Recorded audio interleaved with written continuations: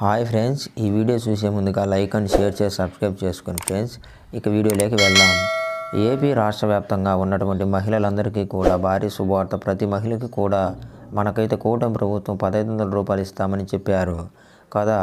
అయితే 1500 రూపాయలు అనేది రద్దు అయితే చేయడం జరిగింది. 18,000 రూపాయలు అనేది ఒకేసారి మీ బ్యాంక్ ఖాతాల్లో అయితే పడతాయి. దీని గురించి అయితే మనకు నియామకాలు అయితే జారీ చేశారు. ఈ వీడియోలో 18,000 ఎప్పటి నుంచి మన బ్యాంక్ ఖాతాల్లోకి పడతాయి, ఎప్పటి నుంచి అప్లై చేసుకోవాలి, అప్లై చేసుకోవడానికి అర్హతలు ఏమేమి ఉండాలి, ఎవరెవరికి ఇస్తారో, అందరికీ ప్రతి మహిళకు కూడా ఇస్తారా లేదా, కొంతమందికి ఇస్తారా, అసలు ఎవరికి ఇస్తారనే పూర్తి వివరాలు, ఏ రోజు నీకు డబ్బులు పడతాయి అనే దాని గురించి ఈ వీడియోలో క్లారిటీగా తెలుసుకుందాం. ఈ వీడియోని ఎక్కడ స్కిప్ చేయకుండా చివరి వరకు చూడండి. వీడియో నచ్చితే మీ ఫ్రెండ్స్కి, మీ ఫ్యామిలీ మెంబర్స్కి షేర్ చేయండి.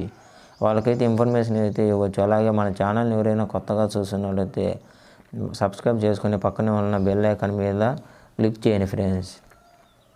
ఇక వివరాల్లోకి వెళ్తే, ఏపీ రాష్ట్ర వ్యాప్తంగా ఉన్నటువంటి మహిళలందరికీ కూడా మనకు కొత్తగా వచ్చిన కూటమి ప్రభుత్వం భారీ శుభవార్తను అయితే తెలిపింది. మనకు మేనిఫెస్టోలో భాగంగా ప్రతి నెల కూడా వాళ్ళకు ఖర్చులు అని చెప్పేసి 1500 రూపాయలు ఇస్తామని ప్రభుత్వం అయితే చెప్పింది.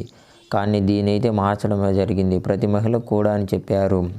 కానీ ప్రతి మహిళకి కాదు, కేవలం ఎవరైతే పెళ్ళయి ఉంటారో, పెళ్ళయిన 18 సంవత్సరాల నుండి, ఎందుకంటే ఎంతమందికి 17 సంవత్సరాలు కూడా పెళ్లి చేసుకుంటారు, కొంతమంది 18 సంవత్సరాలు పూర్తయి ఉండాలి, అంటే 19వ సంవత్సరంలో అడుగుపెట్టి ఉండాలి, 60 సంవత్సరాలు నిండకుండా ఉంటే మాత్రం మహిళలందరికీ ఇస్తామని అయితే ప్రభుత్వం చెప్పారు. కానీ ఇప్పుడు మనకు కేవలం పెళ్ళైన మహిళలందరికీ మాత్రమే ఇస్తారు. అది కూడా పెళ్ళైన అందరికీ కాదు. పెళ్ళైన తర్వాత 18 సంవత్సరాలు నిండిన లోపే అయితే వాళ్ళకు 18,000 ఏ విధంగా ఇచ్చారు. ఇప్పుడు మనకు బడ్జెట్ అనేది ఎక్కువగా ఉంటుంది.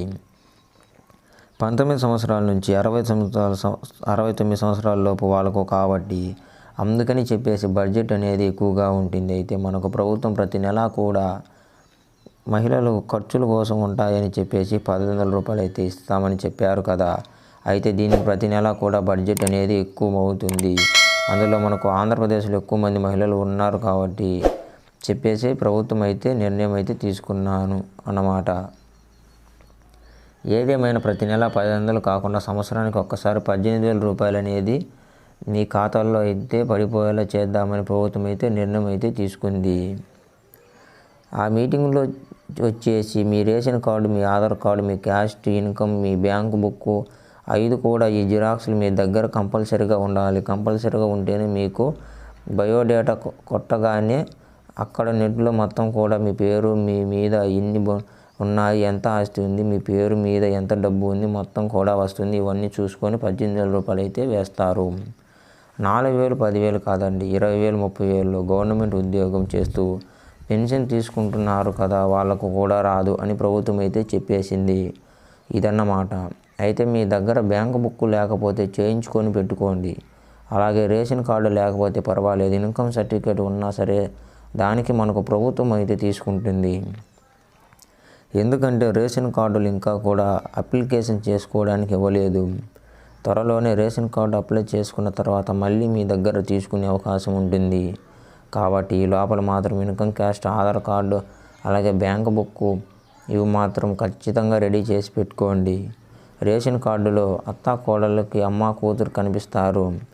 అది అంతా ఏం ప్రాబ్లం లేదు. కానీ నీకు పెళ్ళి అయి ఉంటే చాలు, ఖచ్చితంగా మీకు ఇస్తారన్నమాట. కొంతమందికి మ్యారేజ్ అయి ఉండదు, అమ్మ కూతురు ఉంటారు కదా, మ్యారేజ్ అవ్వకపోతే మాత్రం ఇవ్వనండి. కొంతమంది మ్యారేజ్ అయిపోయినా కూడా వాళ్ళు అమ్మలు కాకుండా ఉంటారు, అలాంటి వాళ్ళకైతే ఇస్తారు. కానీ మ్యారేజ్ కాకుండా మాత్రం ఇవ్వరు. ఇదన్నమాట. మనకి ఇవ్వబోయే 18,000 రూపాయల గురించి ఈ వీడియోలో ఎలాంటి డౌట్స్ ఉన్నా కామెంట్ సెక్షన్లో కామెంట్ చేయండి ఫ్రెండ్స్, రిప్లై ఇస్తాను.